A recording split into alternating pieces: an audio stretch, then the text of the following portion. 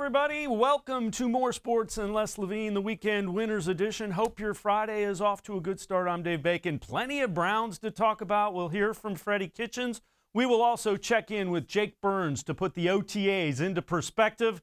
And, of course, we'll hear from a bunch of the Browns' assistant coaches as well. Well, Freddie Kitchens had to answer a lot of questions as OTAs wrapped up. Next week, in a couple of days actually, mandatory minicamp gets set, which means everybody has to be there. One of the things Freddie Kitchens addressed, Odell Beckham Jr. showed up to just one of the voluntary workouts. Another thing that was a hot topic, free agent Gerald McCoy down to 3 teams that he's considering, the Browns, the Ravens, and the Panthers.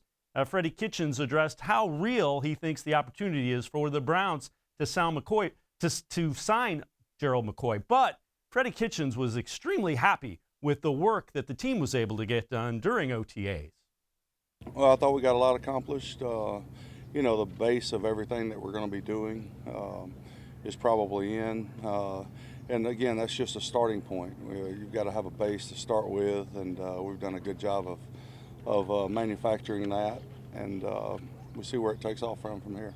Hey, Freddie, did you get to meet with Gerald McCoy last week during his visit? I did. What were your impressions? I like the kid. I like the person. Of course, I like the player. But more importantly, just getting to know the kid, and I really like him. Think the door is still open with him? I do. Are you optimistic that something can get done? I am. Have you been in contact with him since you left here? Every day. No, I'm just kidding. You know what? We want Gerald to go out and look at other places, because when he makes the commitment here, we want him to be all in. Because everybody that's going to be here is going to be all in, and that's what we need to get to where we're going. So we're fine with him taking a look at everybody else.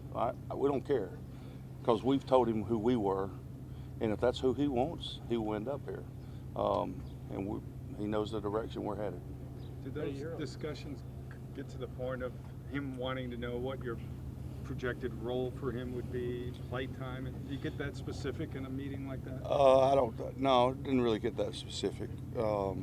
He knows he's going to be playing. I know the more good football players you have, the better you are, the better rotation is. The better you can get after a quarterback in a 2-minute drive. There's a staggering stat of something like, 78% of 2-minute drives, if you have a sack, you give up a sack anywhere along that way, your chance of scoring goes under 20%. So he knows when we want to put pressure on the quarterback. He knows that's what we're going to be about, and hopefully he wants to be a part of it. At this point of his career, is that what he's best at? I think so. Freddie, I don't know. We'll see, Tony. I hope so. We're trying to sign him. Freddie, you hear all the time, meeting went great, meeting went great. If it did go great, what makes it a great meeting with a guy like Gerald? Just getting to know the guy. What he says is important to him is important to us, and vice versa. So did this meeting go great? I think it went as good as it could. What would you bring from a leadership standpoint? He's been in the league a long time. He's played 10 years. He's been to the fire.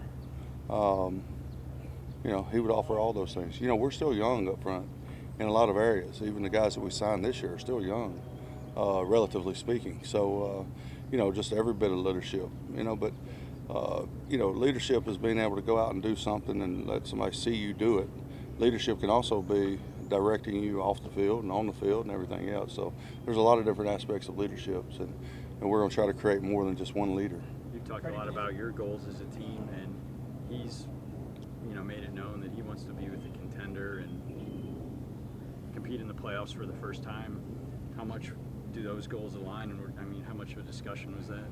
Well, that's always our goal, and if that's his goal, he's coming to the right place. Freddie, did you feel like there were times last year when you guys leaned on some of your defensive linemen too much in terms of how many snaps your starters got, and that maybe just adding guys and adding a little depth there? Well, I think definitely you're always trying to look, first of all, you're trying to look to add competition, and then from that point, you try to add depth through that competition.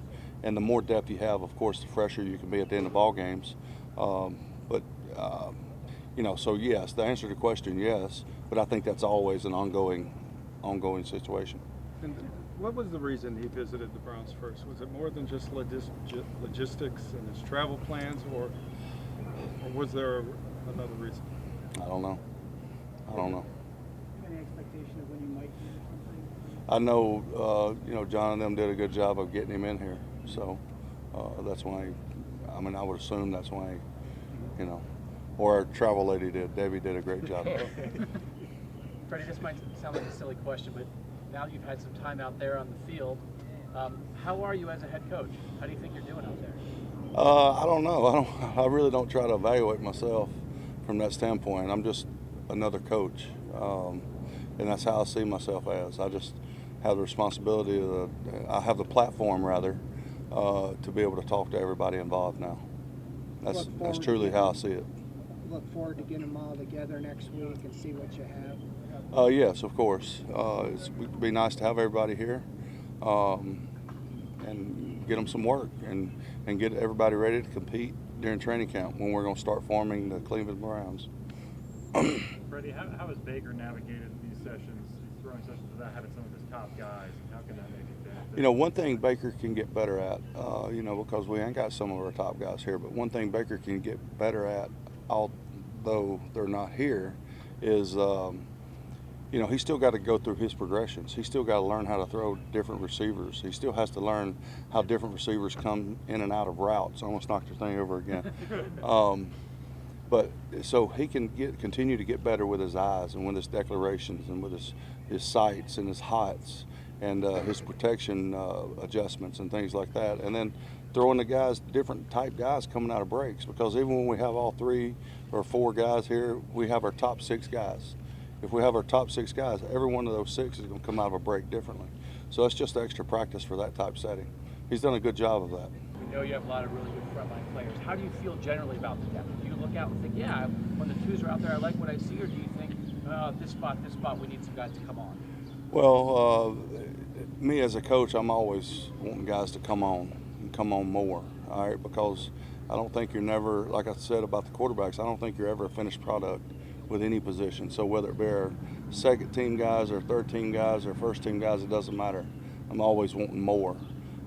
They can always do more. They can do more in the meeting room, which enables them to do more on the field. So I'm always wanting more. But as far as depth, that is what it is. I feel like we're doing a good job. John and his staff's doing a good job of providing the guys that have potential to make that depth. But all right now, it's just like our team. It's just potential. The last time out of Odell next week. I just want to see him. The last time missed out on the last 3 weeks. A lot. The offense. The last time we talked to you about Duke Johnson, which was 2 weeks ago, you said you expected to see him June 4th. Anything change your mind? It's mandatory. Next week's mandatory. He should be here.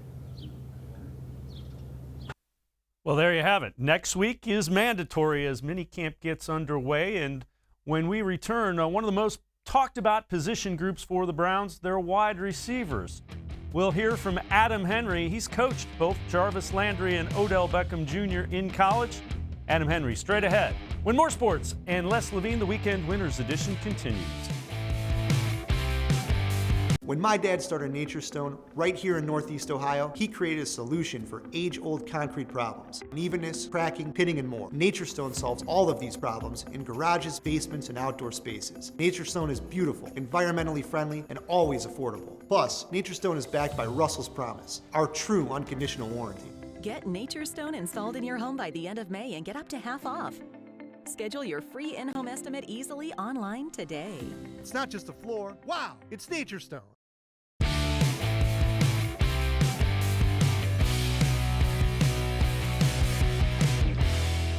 Welcome back to more sports and Les Levine, the Weekend Winners Edition. Browns fans and coaches alike have been drooling at the opportunity to see what Jarvis Landry and Odell Beckham Jr. will look like together on the football field. One guy who already knows what that is like, Adam Henry, the wide receivers coach for the Browns, coached them both when they were at LSU, and he is thrilled that the 3 are all reunited again. Well, I had a lot of text messages. I had over 400 text messages, so it was crazy, and people were calling, and I had an idea but didn't really know, and it was crazy. And I remember talking to Jarvis, and Jarvis was like in tears, and it was just like, is this really real? So I was leaving, basically leaving the office. Did you have any kind of emotions the way Jarvis did, or what was I'm not really emotional. I kind of stay the same. I'm the youngest of 8, so I don't really. I just kind of stay the same. How did Jarvis and Odell make each other better? Just in competition every day and pushing each other. Just driving to be. I mean, if you do something, they coach each other up. So it's a form of peer pressure that's very positive. Were you hoping to see that over the last few weeks? I mean, is there any sort of disappointment that they weren't out here to see that? No, he's gonna work. He's a worker. He's a guy who works hard. He's always in condition. You got to save him from himself when he's practicing. So because he'll just go and go and go. He's like the young person with a ball. If there's a ball being thrown or kicked, he wants it. He wants to play. So even course of practice, offense may not be going, the defense is going. He's doing something. He's a busybody that way. Do you feel like his best ball is ahead of him?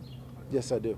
Yes, I do. What makes you say that? Because he works hard at it. And if you look at it throughout his career, the first 5 years and what he's done, most people don't realize, missing the first 4 games as a rookie and to be on the path and to do what he's doing, it's not that many people have done that.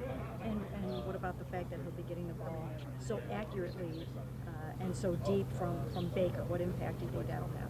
That plays a part, but again, it's about football IQ because of what Freddie is doing in the offense. The biggest thing is you want a guy who has a good football IQ where you can move him around and you can produce touches. So he's not always in one static position where they can now, scheme him up and put 2 people on him. So he's a guy who has a brain where you can put in the backfield and move him around and do all kind of different things with him because he learns the picture instead of the position.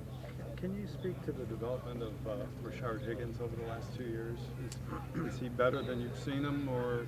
Yes, he's progressing. He's a guy who's plays multiple positions, so he's like a jack of all trades, and so he's a guy who really knows his knowledge of it is really grown, and he fills in. He does whatever he needs to do. He's a good special teamer, and so I'm really pleased with his progression right now. What's his greatest skill? He has a little savvy. He has some savvy with him, catching radius, finding spots and finding holes. He has a good rapport with Baker, so a me to you. So he's a guy who has a good football IQ. Coach, did you recruit Landry and Beckham when you were at LSU? Were you involved? No, they were there as freshmen. They went to the national championship game, and then I came after that. So I was with them with 2 years. Yes. But you knew all about them. Yes. Hard not to. Hard not to. Is it hard to believe that you guys all wound up here together after all those years? Yeah, it is. It's kind of surreal. I don't know. It's kind of awkward, but I just kind of take it and go. But it's something that it's like a storybook. Yeah. So you just kind of, follow along with the story and paint the picture. So. What about the 2 of them together? Will there be any issue with them pulling on Baker to No. get me the ball more? No, get me the ball more? No, they're like brothers. They're like brothers. There's nothing, they're competitive, but they're brothers. They're going to try to make each other better. And you'll see it at times at LSU, and, Odell's blowing the top off, and Jarvis is underneath catching a touchdown. They're pointing at each other, talking about thank you while he's going in the end zone. So it's one of those things. What about the other side of this depth chart? Maybe the 4, 5, and 6 guys, the guys who are going to get a lot of reps out here when the top receivers are gone. What do they need to show you during OTAs and also during minicamp? Just consistency, making plays on a consistent level because they're going to be pushed and pulled in a lot of different positions and not stay in one position because you and I know as you do the roster during the course of the season, there's attrition, so there's injuries. So you may be playing one spot one week and then you got to play another. So as you sharpen your skills and your football IQ to play multiple positions. And it's about spacing and timing and rhythm and about distribution and getting in spots where you need to be. So the biggest thing is being where you need to be, when you're supposed to be, how you're supposed to be. How beneficial is it for these guys that maybe wouldn't get first-team reps? It's huge. It's huge Baker? because you get the reps with Baker, so it's a huge thing. So for them and taking advantage of them, the guys I'm pleased with the progression and taking advantage of it. Do you think this market will be, sort of enough for Odell coming from New York? Is he going to be happy in Cleveland where, the bright lights aren't shining all the time? I believe it'll be great for him because the fans are tremendous here. The fans are great. They're receptive to him, and they're going to let him be him and accept him for who he is. And I believe this is a great market for him and a great place for him. Many believe that there's a need for maybe a bigger wide receiver. Dorian Baker made a few plays today. What is he working on, and what have you seen from him so far in OTAs?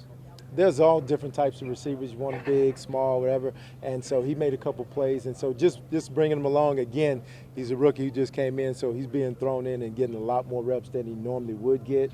And so it's going to be beneficial for him, especially in training camp, and to be able to show that and put that on the field when we get into the preseason. Jalen Strong did not play last year because of an ACL, I believe. Yes. Is he showing signs of knocking off rust, or what's the state of him physically and mentally in this offense? He's a guy who wants to practice all the time. He's like on me after meetings, coach, I want to practice. I said, just take your time and go through it. So you got to slow him down some. So he's a guy that I have prior relationships to him. When I was at LSU and he was in junior college, I actually recruited him. And so he ended up going to Arizona State. So he's a guy who I had some history with, and I know he's a guy and a player. I love the way his body looks. He's leaner, he's thinner, and he's getting himself there where he needs to be. Does he have the quickness and speed that prior to that injury, or is that still a? It's coming. What I mean is, because when you're bigger, there's always a range or marginal because of catching radius. When a bigger guy is big, to be very fast is a plus, but he's a guy who has speed. But with that size, that's a plus. That's what you really want. Wide receivers coach Adam Henry smiling. He has a talented group of wide receivers when everybody is present and accounted for, which should be the case with minicamp starting in just a few days. We're going to step aside, take a quick time out. Another position group with a lot of talent, the running backs. When we return, Stump Mitchell will tell us who's opened some eyes. More sports and Les Levine, the Weekend Winners Edition. Will be right back. It takes attention to detail. With your local Bryant dealer, you're getting more than just a technician. You're getting someone who pays attention to your needs and the little things that make a big difference. It takes a dealer you can rely on. And to keep your family cool this summer, let me show you how this works. It takes Bryant. Bryant. Whatever it takes. And to keep your family comfortable, it takes Smiley One Heating and Cooling. Find them at 440-449-HEAT.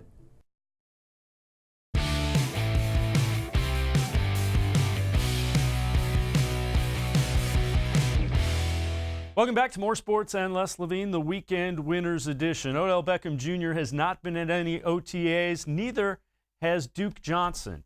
And really, it's opened up some opportunities for other guys like Dontrell Hilliard, who's really impressed at running back. I think all those guys are talented. Right now, you take a look at Dontrell Hilliard, he's doing a heck of a job.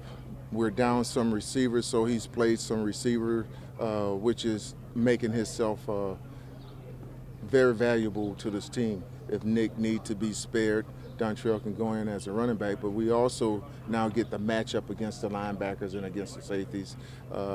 So he can serve as a special guy, not only a number two until that time, but also number one sometimes if we're talking about on third down situations.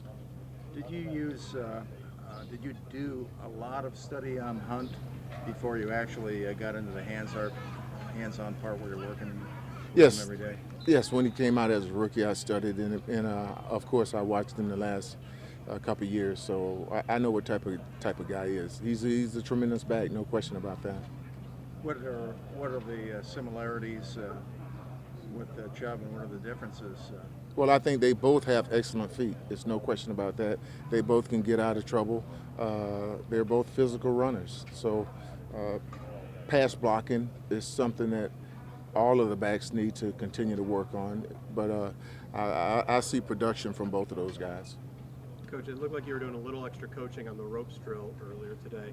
What is the goal with the backs in the ropes drill? Some of the guys have tight hips, and some of the guys tend to take long strides. Sometimes we just need them to take a short chop step to either make a cut or to get out of a cut.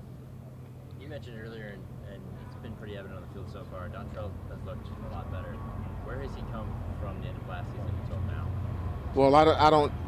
All I know, when Freddie asked me to join him, he had high praises for Dontrell, and like I told Dontrell, all I know is that we drafted a guy with the Jets in the 7th round, and he wasn't drafted at all. And this guy came from a historically black university, and Dontrell came from Tulane. So there has to be a problem somewhere, and it's not his physical skills. He's got to believe that he belongs, and I expect him to come out every day. We expect him to come out every day and make plays. And I think what he has to understand is that he has to believe in himself as much as we believe in him. And now he's getting an opportunity. This is huge for him, and he's having a heck of a spring training camp. Are there backs that are among your favorites that you use to, by way of instruction for the backs that you're coaching? You like your guys to watch a lot of film on who? We watch film because patience is a big key in the running game. We watch film on Le'Veon Bell. We watch some film on David Johnson. We watch some film on Duke Johnson because he's a hell of a runner as well when you're talking about patience, when you're talking about pressing the point. And then, of course, we watch some film on ourselves, on Nick and on Kareem. Those guys are great players in their own right.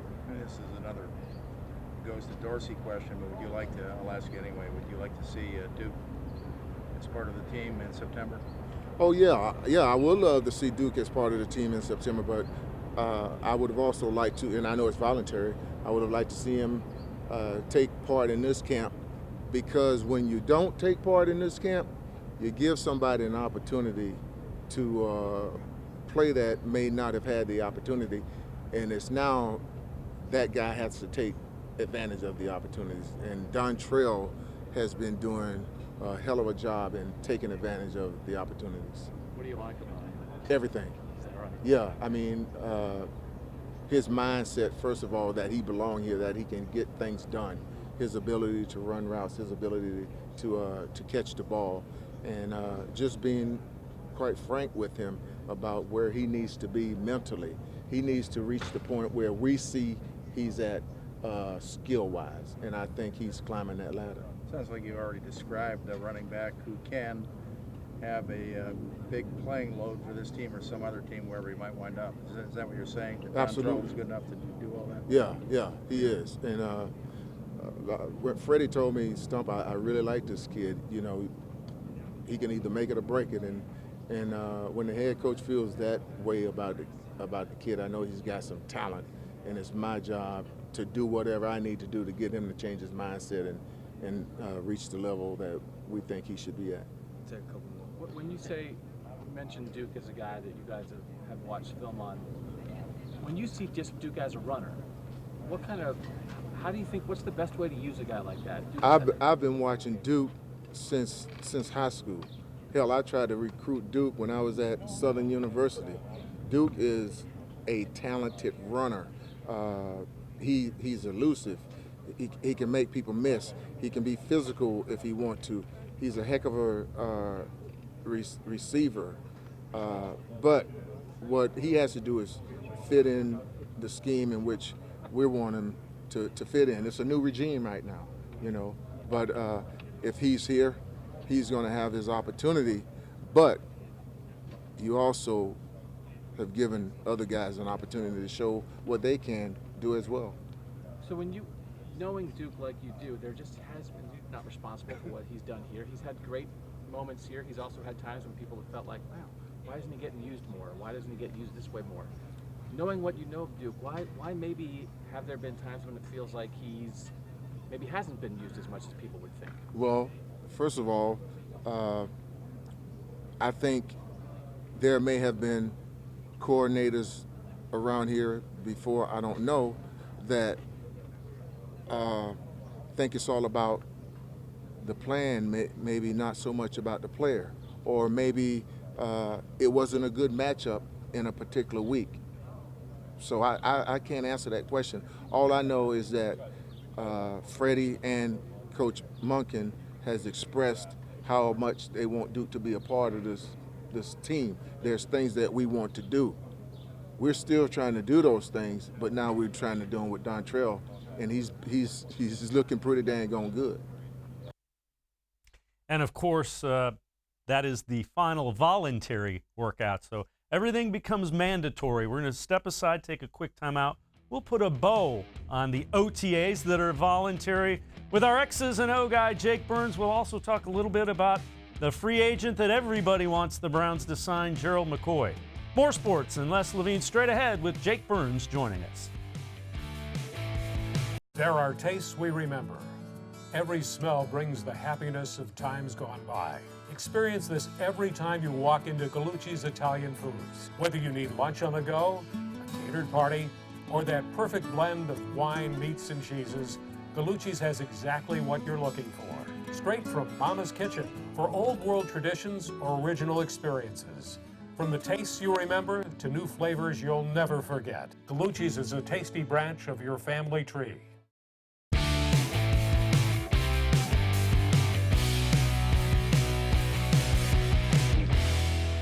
Welcome back to More Sports and Les Levine, the Weekend Winners edition. Just before we went to break, we heard Browns running back coach Stump Mitchell talk about Dontrell Hilliard and the things that he has done in this organized team activities session of practices for the Browns.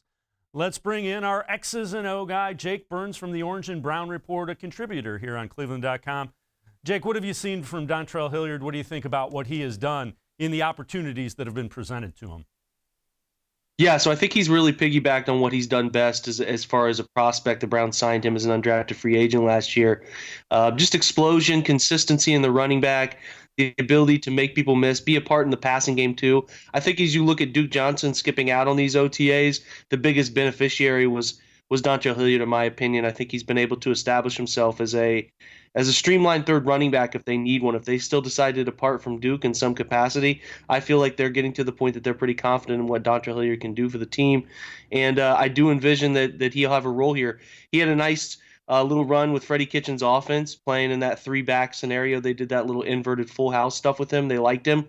He did end up making that pretty poor throw there that ended up being intercepted if you call on that trick play. But they trust him. They think that they can get him on the field and play him, and it seems like they like what he can bring to them. And you can't forget the kick return abilities he had. He had a really nice showing as a kick returner in the last half of last year too.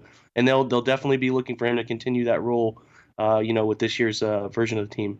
And that's what happens when guys miss these voluntary workouts. Guys that are there get to step up and get to grab attention. Let's talk a little bit about the dynamic between Olivier Vernon and Myles Garrett. What have you seen from that? Are these the type of guy that is Vernon going to make Garrett better, Garrett going to make Vernon better as well? Yeah, that's the hope. I mean, Vernon's played alongside two really good defensive ends in his career opposite of him, and Cam Wake in Miami, and then Jason Pierre-Paul in a good amount of his time there in New York. And I think he's a really good a good Robin to somebody else, a number one defensive ends Batman role. And I think that those two will push each other. They'll flip-flop sides between the two of them. Neither have played that left defensive end role, which is the right side of when the quarterback's facing the line of scrimmage. But that left defensive end role, both have played only under 10% of their careers at that position. So I think it will be extremely interesting to see how it shakes out between the two of them, how they sort of work in that dynamic of going to the different side of the football. They both have predominantly been a right side, blind side rusher. So how they work that out will be interesting. But it sounds like between Tosh Lapoise and Steve Wilkes' interviews that they're going to be flip-flopping those guys on a scheme basis, a game plan basis, and I think both of them will push each other to be better at getting out of their comfort zone and making plays in the backfield and sort of challenging the other to put up the best numbers this year. So the Browns should be feeling pretty positive about how much they upgraded that defensive end opposite Myles Garrett, because that was a problem last year. Consistent pass rush opposite Myles. Well, they've definitely already upgraded defensive tackle as well. What about signing Gerald McCoy? What would that do? Browns are one of the three teams that he's visited. Of course, the Panthers and the Ravens, in addition to the Browns, appear to be the three finalists for his services. Yeah, I mean, if you want to talk about a guy who's just a complete football player, he's 32. He's a little up there in age, but he still brings a lot. I mean, he was a top 30 defensive tackle last year, and that was, battling injuries and playing a lot of snaps. If he was looking at playing, 40 fresh snaps a game here in Cleveland, that would be an ideal fit for him. The Ravens and Carolina probably make him a starter. If that's what he's looking for, those opportunities will be there for him. But if he's looking to be a part of a rotation, play in what should be a winning environment on a good roster, it makes plenty of sense for the Browns. He can play 1 or 3 technique. The 1 is occupied by Larry Ogunjobi, the 3 more Sheldon Richardson. So they can rotate those guys in and out and feel good about not losing any ground in terms of the quality of player on the field, which is good. So if the money is right, he wants to go to a contender, Cleveland makes plenty of sense, and then he doesn't have to play a bulk of the snaps to still contribute and be a high-level player. And I think that's probably the biggest factor that works in Cleveland's favor. What if the Browns miss out and he decides one of the other two? Is it a huge loss? I mean, obviously, somewhat of a loss, but is it a huge loss? I wouldn't call it a huge loss. I think we all felt pretty good about this defensive line, the front 4, and then the guys who were sort of coming in behind them. I think everybody was a little surprised they didn't draft any interior defensive line help, young guy to kind of mold. But, this is a new staff, and they might feel pretty good about Trevon Coley. Although Trevon Coley ranked towards the bottom of the defensive tackles in the league in production last year, the thought is minimizing his role, allowing him to play 20 or 30 snaps a game instead of 60, 70 snaps a game could help him. But they have Carl Davis. And then they're going to rotate guys along the inside, too, who didn't naturally play there. So I think they're going to be, Myles Garrett roaming inside a little bit occasionally. They could bring in, like we said, Olivier Vernon could stand up. He did a little bit of that in New York. So it's not necessarily ideal to miss out on McCoy. I think he would make their team better. But if they don't get him, I don't think it's a panic mode situation. They've certainly improved the front line. The back line, I think, will only benefit from being able to play fewer snaps while also being able to rotate in fresh bodies. So I think it could help. Like I said, don't get me wrong, getting Gerald McCoy brings that starter line to your backup group, or, whatever that 3-man rotation they want to work out, whether you're bumping Larry or you're bumping Sheldon.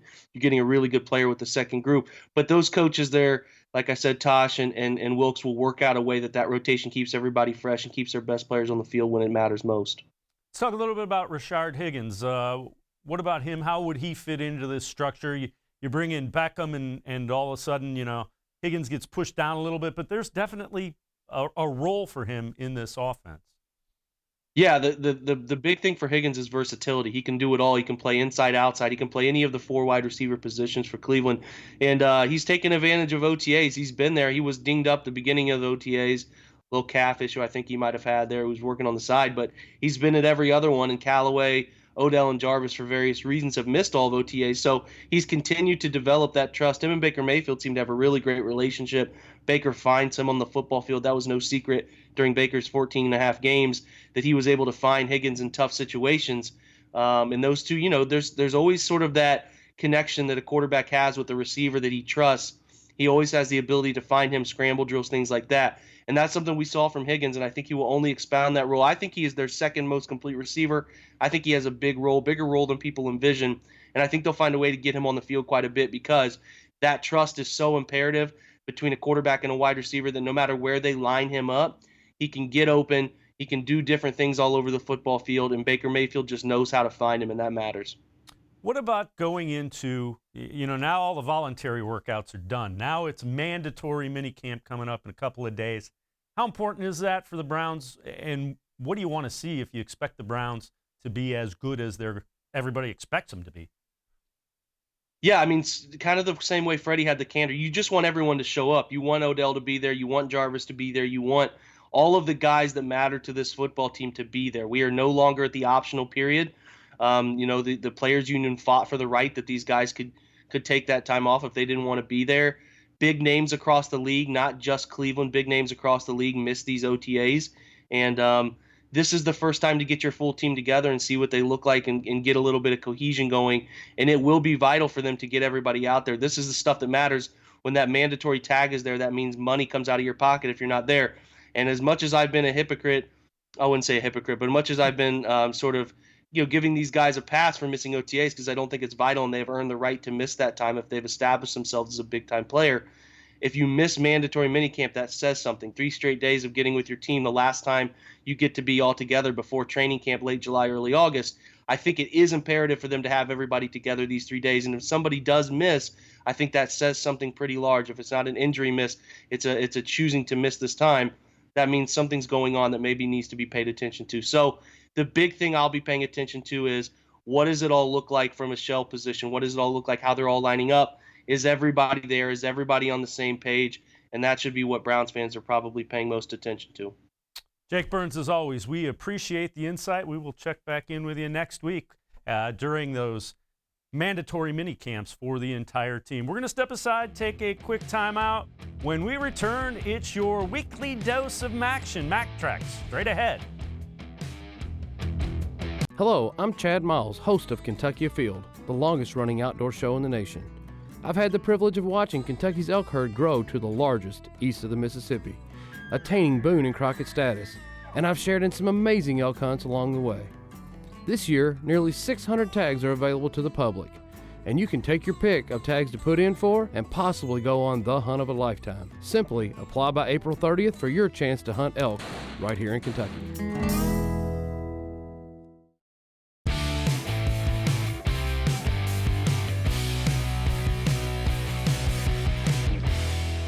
Welcome back to More Sports and Less Levine, the Weekend Winners Edition. I'm Dave Bacon. Last week we joined you from Avon, Ohio in the Mid-American Conference Baseball Tournament. Central Michigan won the bid to the NCAA Regionals. Heather Klatt has that and more in this week's Mac Tracks.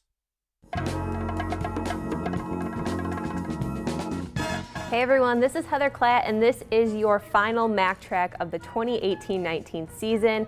So sit up, we got a lot to go through. After 3 days of competition, the field is set for the NCAA Track and Field Championships. A total of 20 MAC student athletes are going to make their way down to Austin, Texas for the 2019 meet. Action begins on Wednesday, June 5th, and will be broadcast across the ESPN platforms. Be sure to check out our website for a breakdown of who competes when. Central Michigan continues to light up the baseball diamond. On top of winning their first MAC tournament title in 24 years, the Chippewas also earned their 18th victory last week. The top seed took down number 2 Ball State 6-0, securing their spot in an NCAA regional. CMU enters the Starksville regional as a number 3 seed at 46-12 and currently sits number 16 in the Collegiate Baseball Newspaper D1 poll. The Chips take on number 2 Miami, Florida this Friday at 8 o'clock on ESPN3. Heading back over to the links, Kent State's Carolyn Stormo qualified for the U.S. Open. The junior is the second Golden Flash to participate in the championship. She was also named Honorable Mention All-America by the Women's Golf Coaches Association.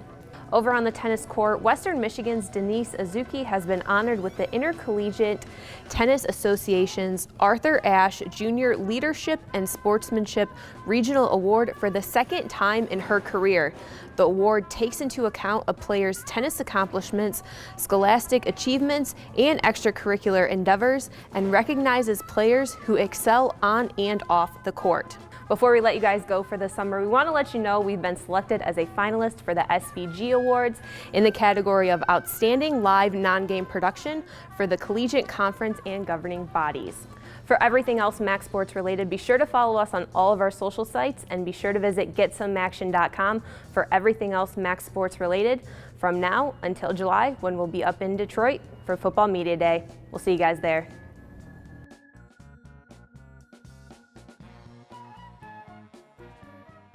We are all out of time on this edition of More Sports and Less Levine, the Weekend Winners Edition. Have a great weekend. Stay with us, though. Straight ahead, Bill Castrovince will join me for this week's High School Sports Insider.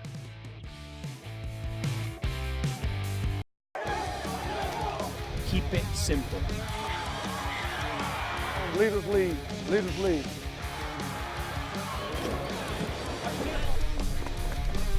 Let's go! Stop whining! Again, go again, yes! You gotta rotate, go, Stone!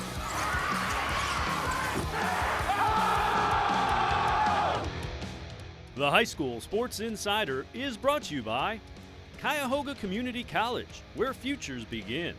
By the Ohio Lottery Partners in Education, where stars shine. By Spectrum News One, always Ohio, always refreshing, always on, exclusively on Spectrum. By Dominion East Ohio, Dominion, it all starts here. And by Classic Teleproductions. June is here, which means our time together this year is getting shorter and shorter. The school year has wrapped up for most and will be wrapping up for the others very soon. New state champions are being crowned. We promise to finish the year on a high note. Thanks for joining us on this edition of the High School Sports Insider. Along with Bill Castrovince, I'm Dave Bacon. On today's show, we've got a little tiger who made some history on the court and a team that is not a flash in the pan. Plus, our shining star has everyone singing in the rain, and our Insider Classic is a duck who's flying the coop. We begin tonight on the diamond with one of the best high school baseball programs in the state, the Jackson Polar Bears. Jackson was ranked at or near the top of the state in Division I in baseball all season long. Jackson has a number of Division I college recruits on their team this year and are motivated by a loss in the regionals a season ago. Jackson knows at this time of year nothing comes easy and they'll have to work for everything they get. Jackson is led by a couple of seniors who were starters on the Polar Bears state championship team 2 years ago. The Jackson Polar Bears, our team of the week.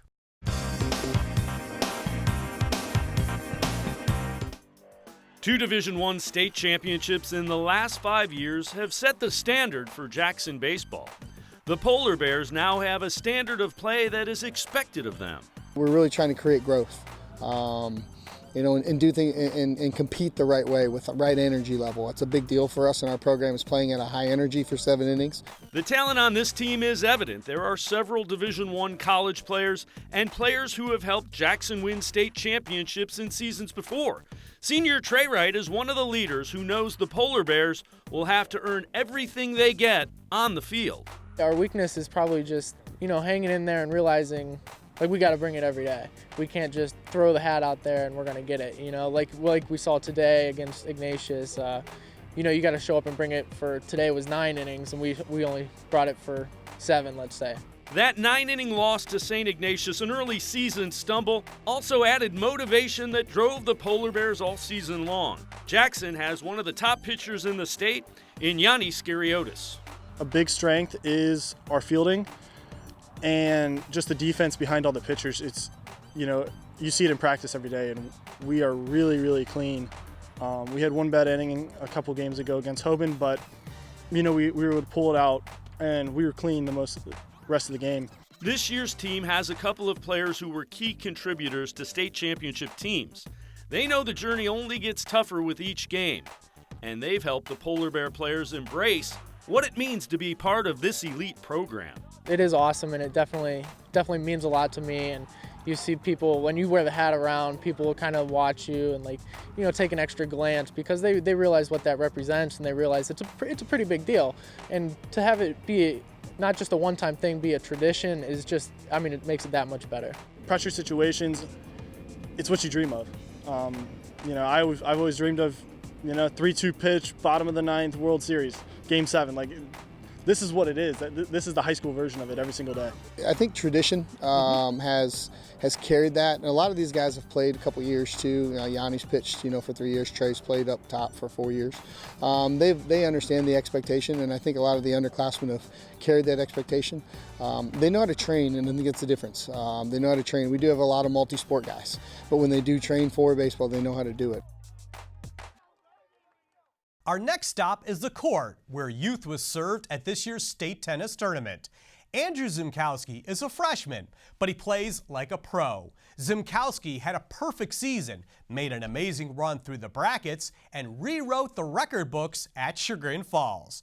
Andrew Zimkowski, this week's Cuyahoga Community College student athlete with a future.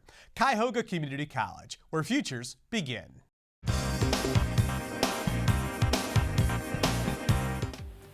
This cub has become the best kitty in Chagrin history. Andrew Zimkowski is the first Tiger to win a state title in tennis, and he's just a freshman. Going into the tournament, I probably didn't think I was really gonna, I dreamed all right, yeah, I have a shot at this, but I didn't really think it was gonna happen. Zimkowski is humble and unbeatable. Andrew went 29-0 this season and lost only 1 set all year. But he won the D2 state championship by forfeit. His opponent in the state finals, Greg Marjone of Youngstown Ursuline, couldn't play because of leg cramps in the 90-degree heat. It was kind of tough to see. I have nothing but respect for what Greg did. He called me into the room, and then he shook my hand, said congratulations. I don't think I'm going to be able to play. Especially with the run he had, he deserved a shot, playing the finals too. It was kind of a letdown, but you have to realize that he just played Gregory the Saturday before that to win the districts. It was 6-3, 6-2. I mean, yes, a disappointment, but I think he had it.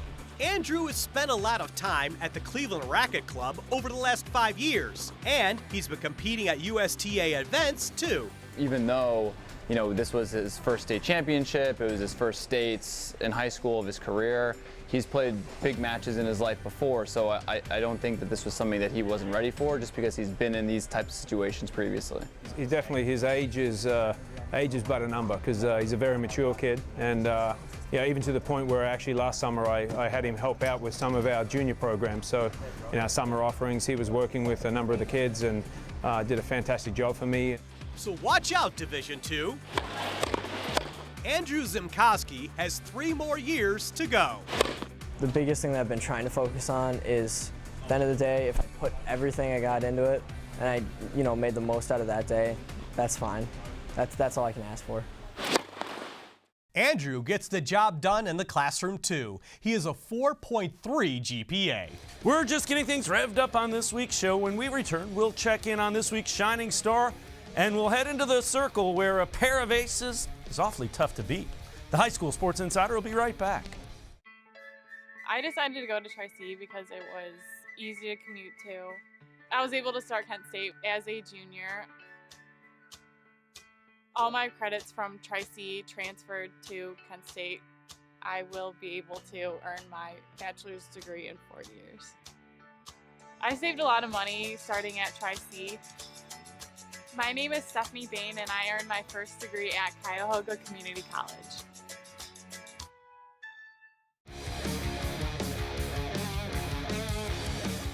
Thanks for hanging with us on this edition of the High School Sports Insider. In poker, a pair of aces is a good, not great hand.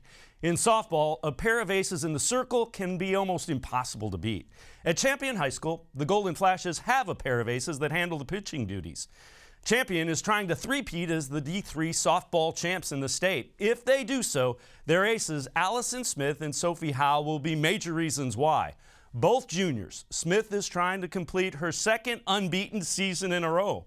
Howell had a tough outing earlier and is 14-2 on the year. Pitching dominates the sport of softball, and Champion's pair of aces have been dominant pitchers again this year. We have an all-access look at Champion High School's 1-2 punch in the circle.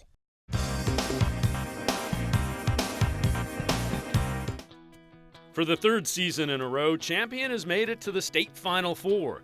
The Golden Flashes have 2 of the state's best pitchers in Sophie Howell and Allison Smith. Both are Division I college recruits, and both are only juniors this year.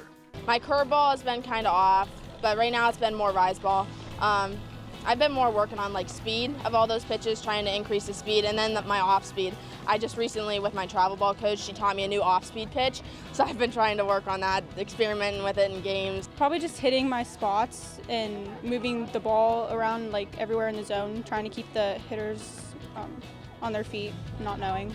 Howell and Smith are very different pitchers, but equally effective. Last year as sophomores, both were undefeated and led the Golden Flashes to a perfect season and the Division III state championship. This year they're back at it. Howell had a rough outing early, but has rebounded nicely. She enters the Final Four with a 13-2 record and a 1.61 ERA. Howell struck out 173 in 87 1/3 innings pitched. Smith has been virtually unhittable. Allison is 15-0 with a .15 earned run average. She's given up 2 runs in 95 innings pitched and has struck out 205 with just 14 walks. Champion's pair of aces are each other's biggest fans. It's really nice, especially because like we both just like can have so much confidence in each other, and it's just so nice that like no matter what, we know that we'll have each other's backs, and I don't know, she's just amazing. It's really good. Things are going pretty good. I mean, I only have to throw half the games because we have another dominant pitcher too, so it's not like I ever have to worry or be concerned. It's kind of nice today. I just got to warm up and throw lightly because, you know, I knew Sophie had that game, and I knew she's going to keep it safe, and I throw when I need to. Howell will continue her education and softball career at Youngstown State in a couple of seasons. Smith will head down I-71 to pitch for the Ohio State Buckeyes. The real winner from Champions 1-2 punch in the circle is the team. To have two D1 pitchers the same grade and be able to do the things that they do. The team's blessed, the township's blessed to have players like them. We're just glad to have them. Smith and Howell are not only weapons in the circle, but they both hit near the top of the order in Champions' high-powered offense. Smith is hitting over 500 with a team-high 18 runs batted in, and Howell is hitting 360 with 28 runs knocked in. Just like being more consistent with the pitches I'm swinging at, because sometimes I tend to just swing at like balls a lot, so just trying to be more consistent, stay through the ball, try to just get some like solid hits. It's just fun. When my dad calls it seeing watermelons, it's pretty nice because it's like you can't ever miss. And you just got to try and help everybody else on your team out, because you might be seeing watermelons, but if they're not, you can't be like down their throat about, oh, I'm hitting so good and you're not. So you just got to make it fun for everyone, even though you're doing good. It's time to meet this week's shining star, who has also been a munchkin, a flying monkey, and a teenager from the wrong side of town. You see, Sam Early is a thespian. The junior from East Palestine can act and sing, and he has performed all around the Mahoning Valley. Today we honor Sam Early as this week's Ohio Lottery Partners in Education Shining Star.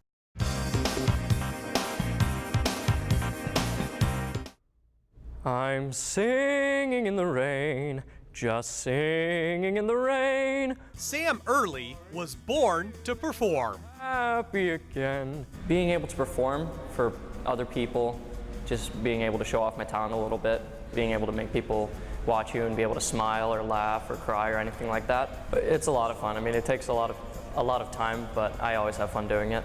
Even though he's a junior at East Palestine High School, Early has already been cast in 7 musicals in the Youngstown area and Western Pennsylvania. Just getting to work with a lot of amazing, talented people, some more experienced people, getting to learn from them. I think it's a lot of fun to do that. Sam is one of the most conscientious actors we have. He really studies his lines. He's one of the first people to be prepared for rehearsal. He'll know everyone else's lines, so he can help them too. It's really fun to watch that happen. As far as school goes, Sam is a member of the high school choir. I think confidence is one of the biggest factors. He becomes more confident in himself as a singer and as a musician, and that kind of gives him extra skills on top of his natural ability. That confidence alone is enough to drive him forward. And he excels in the classroom too. He's always very kind to everybody, always very helpful. Always very gracious about telling me about my typos that I put. He's got a good eye for spelling and grammar, and always kindly points those out to me, so I do appreciate that. It's very early for Sam Early to decide what he wants to do in life, but for all of the things he's already accomplished, this shining star has a lot of options to choose from. That's why I thought about politics for a little bit, because I'll try to make speeches and I can try to speak out towards people, and I'm more confident in myself from that.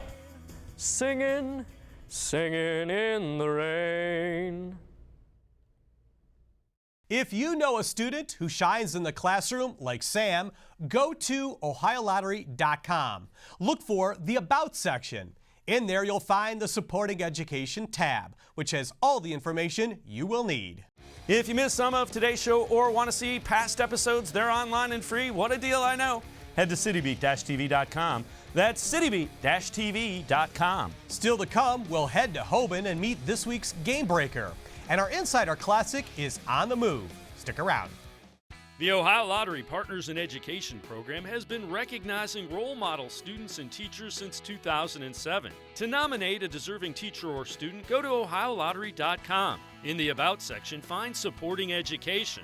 There, you can nominate students in kindergarten through 12th grade as academic all-stars. Teachers can be honored as the Teacher of the Month. Every school that participates is eligible for the School of the Year. The Ohio Lottery Partners in Education, where stars shine.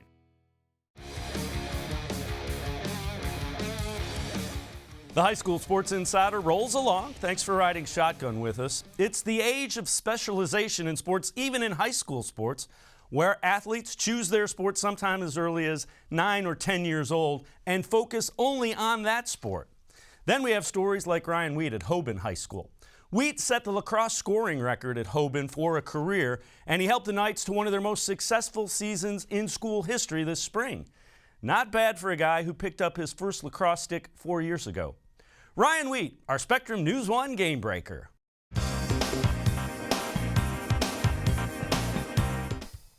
He looks like a natural with a lacrosse stick in his hand. Ryan Wheat is able to move quickly and get to a spot he wants to get to with the ball in his possession. He looks like a guy who's been playing the sport all of his life. 4 years.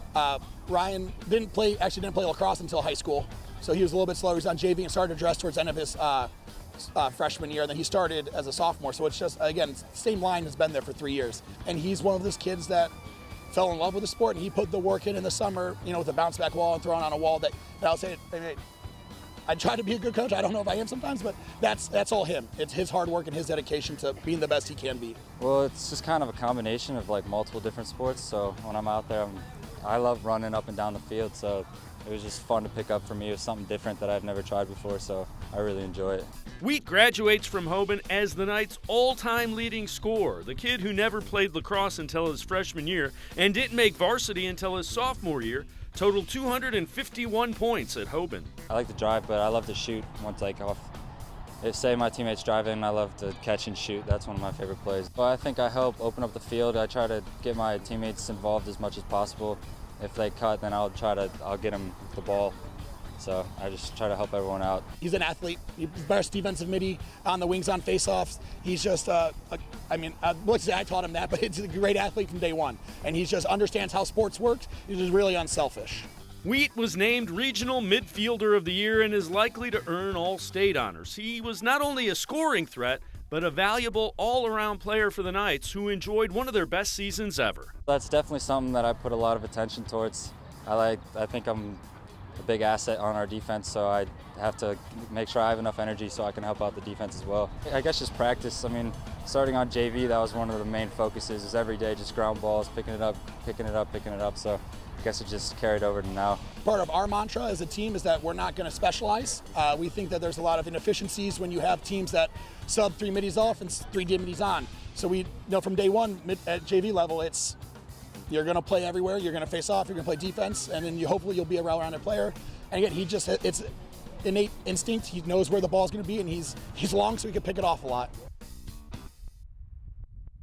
It's time to go back in time for this week's Insider Classic. Alexis Mack has been one of the best softball players we've ever seen. This was supposed to be her senior season at Oregon, but there was a coaching change, and many of the players transferred out, including Mack.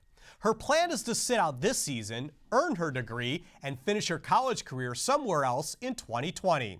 Last year, she led the Pac-12 in batting average and stolen bases. But let's go back to 2015 as Brecksville's Alexis Mack becomes an Insider Classic. Alexis Mack had a college scholarship before she had a driver's license. She was 15 years old when she gave a verbal commitment to South Carolina, a big accomplishment for a sophomore. Now that she's a senior, she would like to talk about something else. I know I play softball, I do it 24/7, but there's more to me, and a lot of people don't even take the time to, learn that, because they're always want to talk to me about softball and family parties, softball, but there's more. The list is long, but we'll begin on the diamond.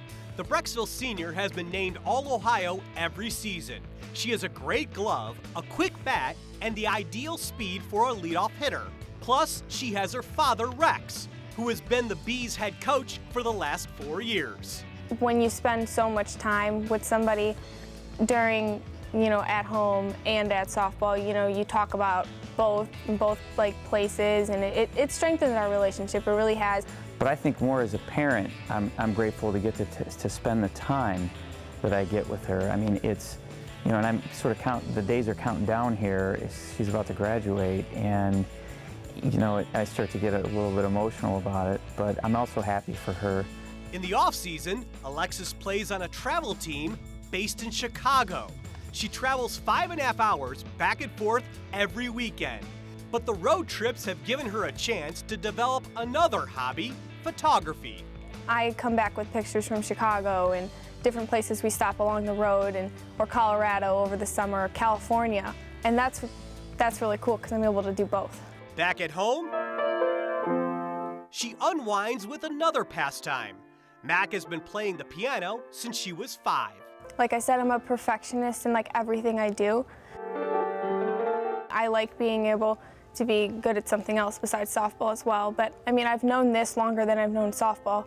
The same goes for her schoolwork, where she has earned a 3.6 grade point average. She does take advantage when I say, okay, you guys have, a couple days you can rewrite this essay and turn it in. She'll do that because she wants to get the highest grade. Alexis Mack is talented in so many ways, and she does it all with passion. If anything I do, I'm gonna do with 100% of my effort, because I'm a perfectionist and by nature, like I said, and yeah, I can't do anything half-hearted. We want you to get more involved in the show, and you can through social media. Follow us on Twitter. We're at HS Sports Insider and at Dave Bacon Sports. Tweet us your story ideas or your pictures or video showing your school spirit. We'll use them in a future show. We're still plugging away on Facebook as well. Head to our page and like us. We're at High School Sports Insider. But don't do it yet. The tweets of the week are coming up next. I've got a 4-year degree. I wasn't really able to find a job despite putting out over 100 applications, so I decided to go back to school. Tri-C really did change my life. After getting my degree from Tri-C, I'm working in the IT field. I work at a job I love. Life is good, thanks to Tri-C. My name is Josh Gatka, and I received my IT degree from Tri-C.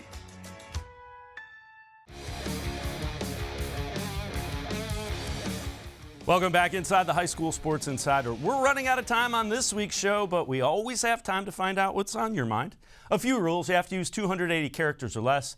Video or pictures, even better. It's time for the tweets of the week. Northmont's football team was out in the community volunteering to help with cleanup after tornadoes damaged the area. Walsh Jesuits boys volleyball team earned a trip to the state's Final Four. And Division I Lacrosse state semis, Upper Arlington and St. Xavier, all tied up in overtime. Andrew Green finds Noah Reedy with a fancy shot, and that's the game winner that sends St. X into the Lacrosse Division I state title game. Keep those tweets coming. We want your story ideas or pictures or video showing your school spirit. Tweet those to us. We're at HS Sports Insider and at Dave Bacon Sports. Use hashtag HSSI Ohio. Again, that's at HS Sports Insider or at Dave Bacon Sports. Use hashtag HSSI Ohio. We'll use a few of them on upcoming shows as the tweets of the week. Now we are all out of time on this week's show, but before we go, we want to thank you for taking the time to join us. Hope to see you back here next week, same time, same place, when again we'll have some of the best high school sports stories from all across Ohio. And as always, thank you for supporting high school athletics. Have a great night.